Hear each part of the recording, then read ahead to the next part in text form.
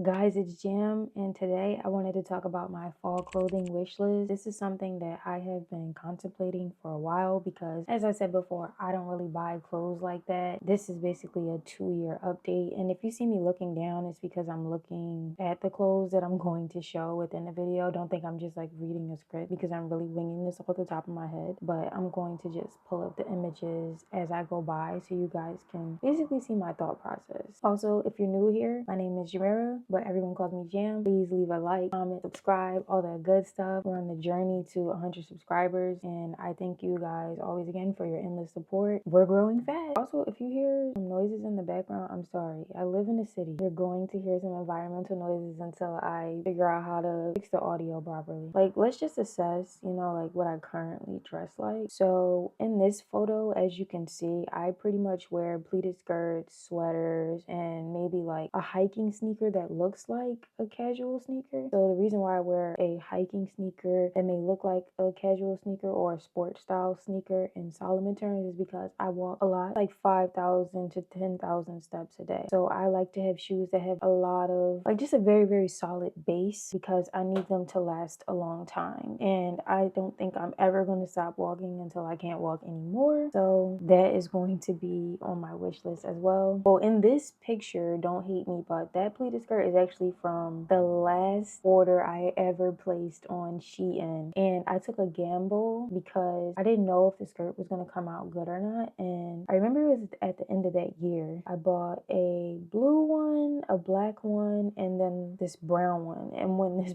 brown one came, I know you guys hate on the quality of Shein, but the brown one is the best one out of all of them. The blue one is the same material as the brown one because I kind of outgrew wearing turquoise on my body. I pretty much gravitated towards the brown one more, and that's pretty much the style that I want to continue to keep because pleated skirts are timeless and I've been wearing them for a minute now. I want to say almost like 10 years. That is also factored into my wish list. And then in this next photo, the tracksuit top is secondhand off-white 2013 collection, and the loafers are sebago. I want to keep that up too and actually get some new socks because I've had those socks for 2 years and I bought those from Uniqlo. If anything, this video is just me elevating the style that I've been curating for the last 2 years and just trying to evolve it into something bigger, something better. It's funny because someone told me the other day that I just keep buying the same clothes but in different fonts. If years ago I bought something in Comic Sans, now I'm buying it in like Dido or something. And we all know that Dido is better than Comic Sans. Every designer hates Comic Sans except for Frugal Aesthetic, which he oddly and funny enough made a career out of Comic Sans. That's going on a whole different tangent. But basically, these two photos, and I'm going to pull up another one. This is a raincoat that I'm wearing from REI, the typical white long sleeve t-shirt that I said I got from Uniqlo, the black skirt from Minga London, and some brown hunter rain boots that I bought from DSW. Everything has to be functional in this wish list.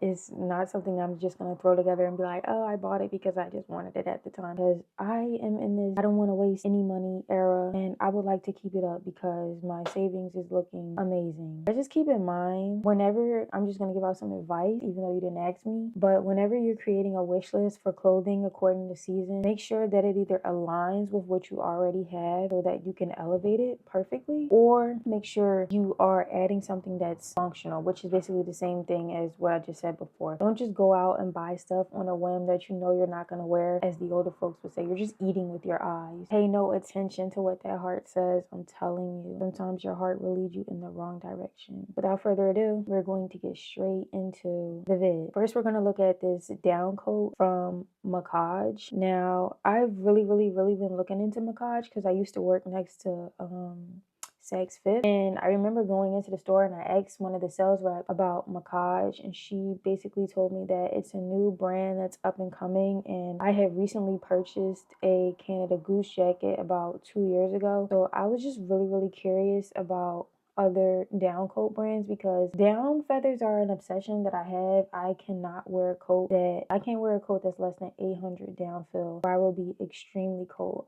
But then I started to realize that the higher the fill is, the more lightweight the jacket is, if that makes sense. I'm going to explain it in another video eventually. But yeah, the coats that keep me warm are 800 fill and above. And sometimes I want to say 600 because I bought a Marmot coat a few years ago, and it was my first lightweight coat that came to my waist, and that is basically the blueprint for all coats that I'm going to be wearing for the rest of my life, which leads us to this Mackage coat. When I looked more into Mackage in the background, I did ask the sales rep, but she didn't give me any information, and that kind of made me mad because I'm like, how do you work at a department store and you don't know anything about the section that you're working in? It doesn't make sense to me. How are you an expert and you're not giving expert advice? But anyway, so I looked into Mackage a little bit more and I watched some reviews from other people, and basically Mackage is a mix of Montclair and Canada Goose, where Montclair is trying to be a fashionable ski wear, mountain wear, cold weather brand. They're focusing more on the fashion aspect, while Canada Goose focuses more on the functionality aspect rather than the fashion. And then we have Mackage, which is in the middle, and Mackage is blending fashion and functionality together for the perfect fashion enthusiast, environmentalist, or someone who just really cares about being warm versus being fashionable. And that is me. I'm a person that's into fashion, but I want both to exist equally. And that's how I feel with this Mackage jacket. As you can see, just looking at this coat, it's 90% duck down, 10% feathers, which means it's 900 fill or above. And this retails for $428. And the reason why I want this Mackage coat is because I love the cut that it gives on the waist. I think it'll accentuate, like, really give like my frame a nice silhouette, as you can see. And that's how my Marmot was. And my Marmot also didn't have a hood on it. I don't know, I just feel like it looks really feminine. It looks very nice. It'll go so well if I have like a button up on or a regular white t-shirt on, a hat or a scarf.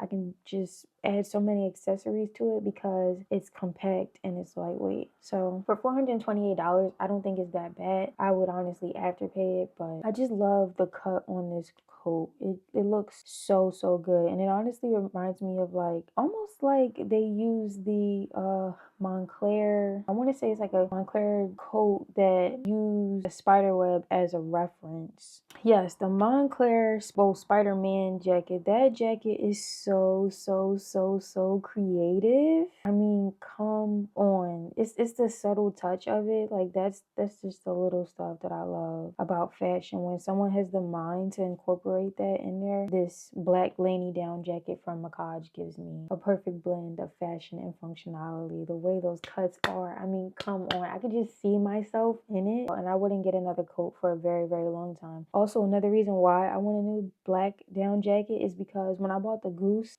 I was hyped, don't get me wrong. The coat does get me warm, but it's something about that logo on the side I just don't like. I wish I could have purchased the black logo for Canada Goose, or maybe just a jacket with no logo on it at all. I feel like it brings a lot of attention to you when people see you have a goose on. I remember I went to the dentist's office and she was like, oh, you get money. And I'm like, I don't like that impression. It makes me feel very uncomfortable. It doesn't make me feel like, oh yeah, I get money, blah, blah. Because I didn't buy the coat to be noticed. I bought the coat because I am bold. Once these hands turn purple, I'm done. The next item on my wish list is these Merrell mock. I am very much into Merrell. My mother had a pair of these when I was younger, and I loved how she just slipped them on. And that pretty much influenced my style to want to get them. Also, growing up, these were the type of shoes that I would see a lot of people wear walking around spring, winter, summer, fall, and they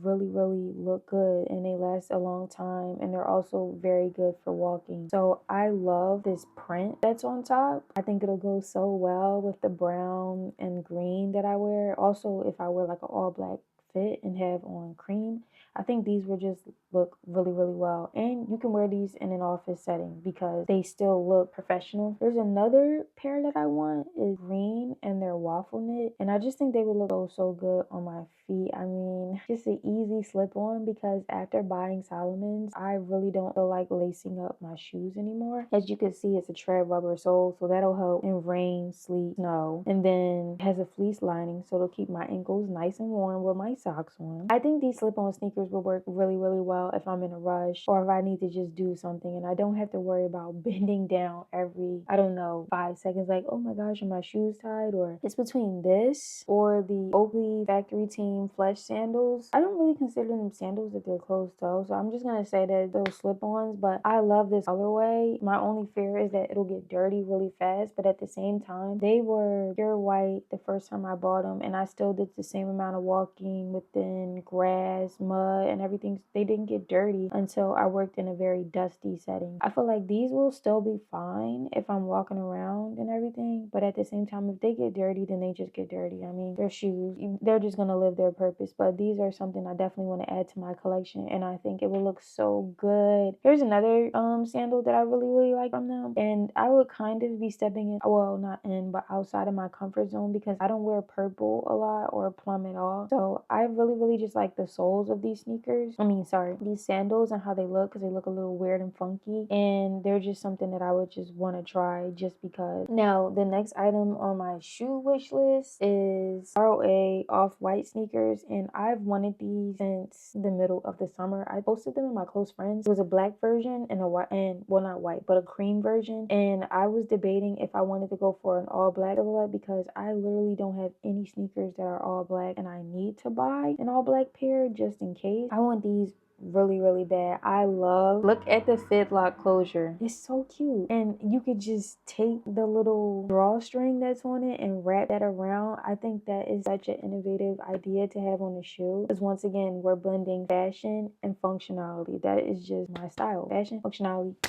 blend it together. And then the next item I want to get on my wish list, as I mentioned with another item, a navy blue pleated skirt. Now, I'm going to get the pleated skirt from H&M because I purchased a black skirt from H&M a few years ago, and I love the quality. I loved how the pleats came down and they weren't too small or too big. They were just right. So I'm on the search for a navy blue pleated skirt, and I'm probably going to get another black one because the band around the waist is pretty much breaking. This is something I really, really want to add to my collection because I was looking at this photo from COS, and this is pretty much how I would dress in fall winter. It's going to be the pleated skirt, it's going to be a button down shirt, and then I might have a sweater on top when I go to work. Hold on, am I seeing that this has pockets, or does she just have her hands at the waist? Hold on, guys, because this might be a game changer. Never mind, she don't have pockets. If it had pockets, that would be even cooler. I've never seen a pleated skirt have pockets. I also want to get a denim skirt, and this has been one of the hardest things for me to get all year because, as I said before, I take long strides when I'm walking, and I don't wear skirts that have splits in the back, the front, or the sides. Everything needs to be covered. So when I buy a skirt that has a slit in it, obviously I go to the cleaners or I go to the tailor and I get it sewn up. Once I walk in it, it's pretty much done for, and my waist is small, so if I size up the skirt, if I sew the back or whatever needs to be sewn, my stride is good, but it doesn't fit well on my waist, and I don't wear a belt, so then I'm conflicted. If I get the size I want to wear, then it's too small for me to walk, and I've already went through a time period where it was like, I'm sick and tired of wasting money. Like, it's already maybe $60 for the item, and then I had to pay another $15 to get the item sewn, so 60 plus 15, what is that, $75, and then when I finally walk in it, I can't wear it. That's very, very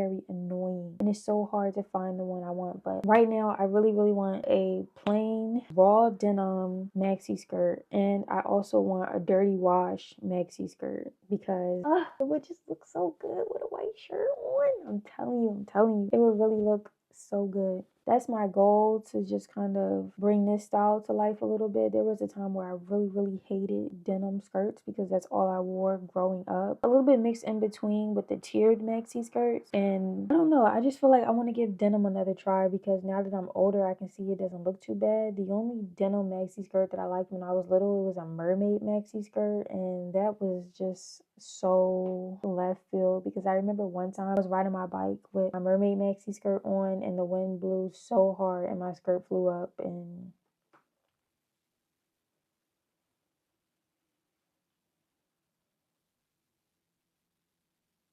no.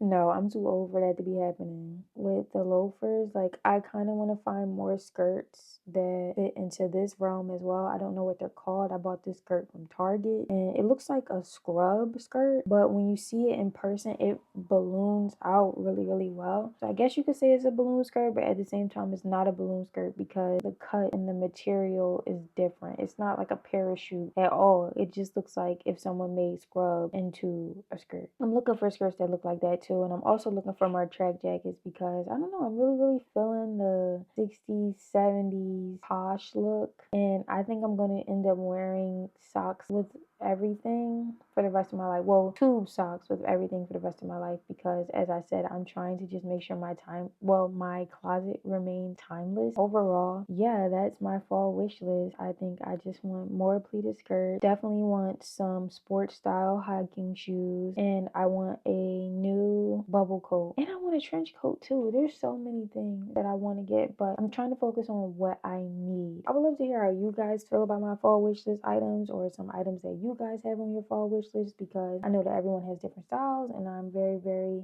open-minded to just hear what you guys like, how you guys feel, maybe even, still some of the brands that you've been looking into because I am thinking about expanding my closet to different avenues. Don't be a gatekeeper. It's really not that serious because you're not the only person in the world that has this stuff on. Don't forget to like, comment, share, subscribe, all that good stuff. I'm really, really enjoying the journey of growth. I think I started this year once again with 8 subscribers. We're almost at 100. So I'm very, very excited to keep going on this journey and just seeing where it goes. Bye.